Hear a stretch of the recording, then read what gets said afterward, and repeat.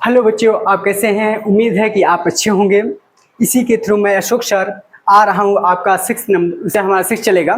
तो हमारा लोग का जिस प्रकार से चल रहा है न्यूमेरिकल, उसी के थ्रू हमारा जो है 6 लेक्चर चल रहा है। तो सबसे पहले हम लोग क्वेश्चन को पढ़ते हैं। किसी पिंड पर 5 न्यूटन का बल 2 सेकंड के लिए आरोपित किया जाता है, तो बल का आवेग ज्ञात कीजिए। तो सबसे पहले क्या कह रहा है? बल का आवेग ज्ञात करना है। क्या करना है? बल का आवेग ज्ञात करना है। ठीक है, तो हम सबसे पहले क्या लिखते हैं? प्रश्नानुसार लिखते हैं। प्रश्नानुसार अब क्या क्या दिया है? किसी पिंड पर 5 न्यूटन बोले हैं कि ये न्यूटन चाचा दिख जाए तो क्या है? यफ। क्या है? यफ मतलब 5 न्यूटन। 5 न्यूटन का बल 2 सेकंड के लिए, 2 सेकंड आ जाएगा तो क्या हो जाएगा? टी। क्या हो जाएगा? टी।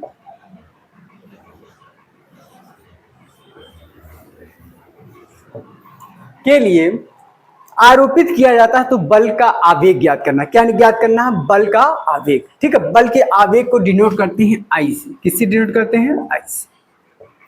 ठीक है, उसके बाद हम लोग चलते हैं, मतलब देखते हैं कि बल का आवेग का सूत्र क्या होता है। बल का आवेग का सूत्र क्या होता है? हम लोग जानते हैं आई इक्वल टू एफ गुणे डेल्टा टी होता है। क्या है हमारा लोग का? फार्मूला है आई इक्वल टू एफ गुणे डेल्टा टी। अब इसी आई निकालना है। आई एफ कितना है? 5 और डेल्टा टी मतलब समय कितना है? 2। आई इक्वल टू कितना हो गया? 5 दूनी 10 और इसका मात्रा क्या होगा? Newton second. क्या हो जाएगा? Newton second. ठीक है, हमारा जो है हम लोग दूसरा क्वेश्चन पर आते हैं। हम क्या कह रहा है? किसी 0.2 किग्रा द्रव्यमान की गेंद में 3 मीटर पर सेकेंड स्क्वायर का त्वरण उत्पन्न करने में 4 सेकंड लगते हैं। बल का आवेग ज्ञात कीजिए। सबसे पहले आपको न्यूमेरिकल ये सामने दिखिए, उसको 2 बार अच्छी तरह से पढ़िए। कैसे? तो क्या करा? 0.2 किग्रा, तो आप लिखिए प्रश्नानुसार।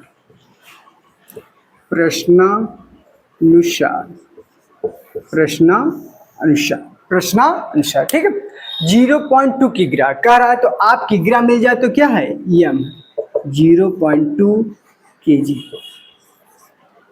फिर उसके बाद द्रव्यमान की गेंद में 3 मीटर पर सेकेंड स्क्वायर का त्वरण उत्पन्न होता है, तो मतलब ए हो गया। मीटर पर सेकेंड स्क्वायर आ जाए तो इसका मतलब क्या है? ए है। 3 मीटर पर सेकेंड स्क्वायर का त्वरण उत्पन्न करने में 4 सेकेंड लगते हैं। T equal to 4 second.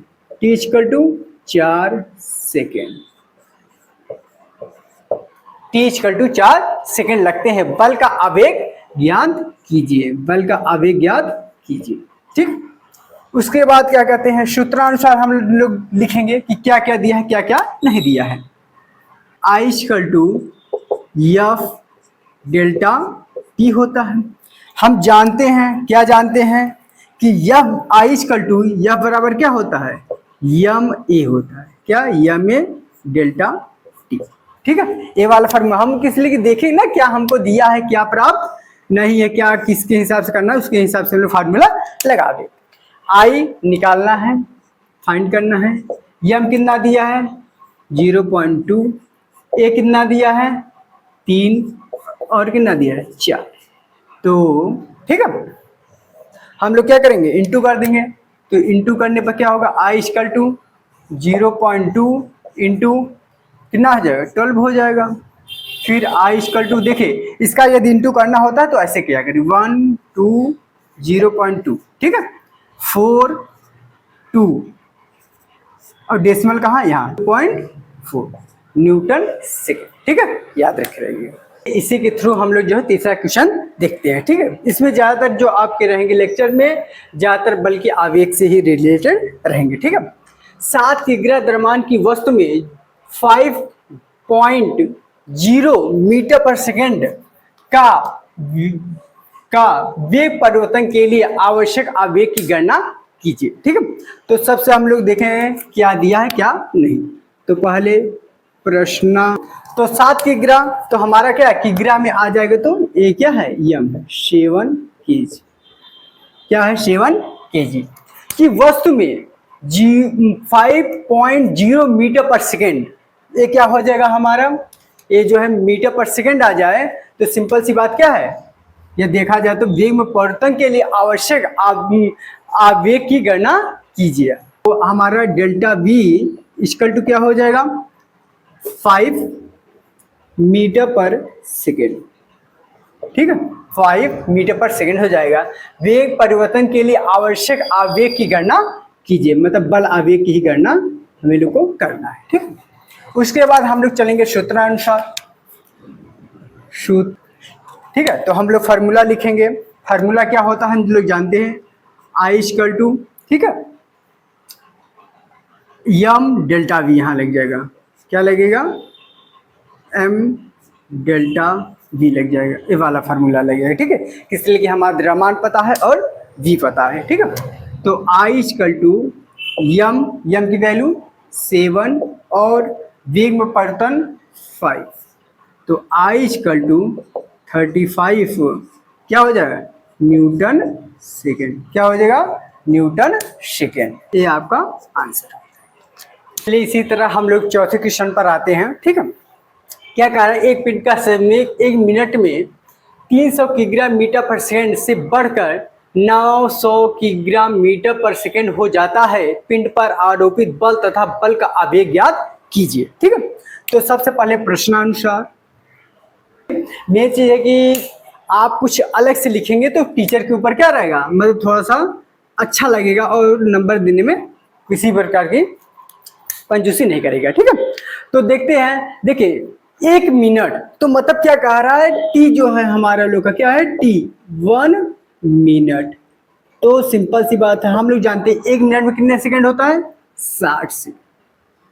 कितना होता है, 60 सेकंड। उसके बाद किग्राम मीटर पर सेकेंड, हम लोग बताए थे किसका होता है, किग्राम मीटर पर सेकेंड संवेग का। P बराबर एम वी, क्या होता है, P बराबर एम वी होता है, P बराबर एम वी। एम का क्या हो जाएगा, किग्रा, और वी का क्या हो जाएगा, मीटर पर सेकेंड। तो इसका मतलब क्या है, हमें ए जो है क्या दिया है, संवेग, मतलब P कितना दिया है, 300 किलोग्राम मीटर पर सेकेंड, मीटर पर सेकेंड। ठीक है, उसके बाद से बढ़कर, तो ठीक है, इसको हम लोग क्या कहते हैं, P1 मान लेते हैं और दूसरा जो रहेगा हमारा P2 मान लेंगे। ठीक है, 900 केजी मीटर पर सेकेंड हो जाता है। पिंड पर आरोपित बल तथा बल का आवेग ज्ञात कीजिए। बल का आवेग ज्ञात कीजिए और पिंड पर बल ज्ञात करना है। ठीक है, ठीक है, बल का आवेग और पिंड को निकालना है। ठीक है, तो सबसे पहले हम लोग क्या करते हैं, बल निकालते हैं। क्या निकालते हैं, बल सूत्रानुसार। ठीक है, क्या होता है, F equal to delta P upon delta T, delta P upon delta T. ठीक, ये हमारा क्या है, फार्मूला भी होता है। ठीक, डेल्टा पी का मतलब ये होता है कि कोई भी चीज डेल्टा पी है तो मतलब क्या, जैसे P2 P1 है तो आगे क्या करते हैं, जो बड़ा रहता है उसको रखते हैं, फिर उसको पीछे रखते हैं। आप ऐसे ही फार्मूला बना सकते हैं, P1 अपॉन डेल्टा टी। ठीक है, इसको ऐसे भी लिख सकते हैं। फिर उसके बाद क्या कहते हैं, सबकी वैल्यू रख देंगे।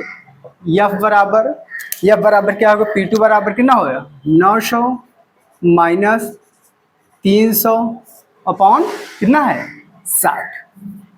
इसको हटाइए कितना आ जाएगा, 600 अपॉन 60 कर देंगे तो यह बराबर कितना आ जाएगा, 60 अपॉन 6। तो करेंगे तो कितना आ जाएगा, 10 आ जाएगा, 10 न्यूटन। यफ की वैल्यू हमारी यहाँ क्या आ गई, जो यफ की वैल्यू होगी, यफ की वैल्यू जो होगी 10 न्यूटन आ गई। ठीक है, एक निकल गया। अब क्या निकालना है, बल का आवेग। क्या निकालना है, बल का।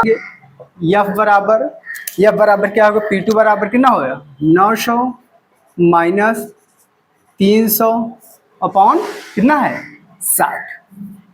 इसको हटाइए कितना आ जाएगा, 600 अपॉन 60 कर देंगे तो यह बराबर कितना आ जाएगा, 60/6, तो करेंगे तो कितना आ जाएगा, 10 आ जाएगा, 10 न्यूटन। यफ की वैल्यू हमारी यहाँ क्या आ गई, जो यफ की वैल्यू होगी, यफ की वैल्यू जो होगी 10 न्यूटन आ गई।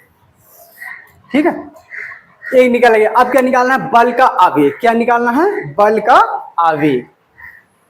बल का आवेग, बल का आवेग